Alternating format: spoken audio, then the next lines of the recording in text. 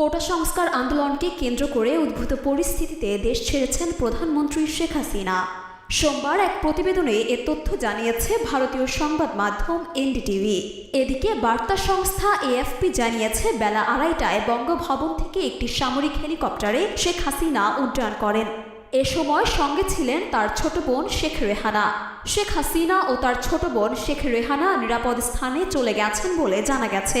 শেখ হাসিনা দেশ ত্যাগ করার আগে একটি ভাষণ রেকর্ড করে যেতে চেয়েছিলেন, কিন্তু তিনি সে সুযোগ পাননি। প্রতিবেদনে আরও বলা হয়েছে, তারা হেলিকপ্টারে ভারতের পশ্চিমবঙ্গের উদ্দেশ্যে রওনা দিয়েছেন।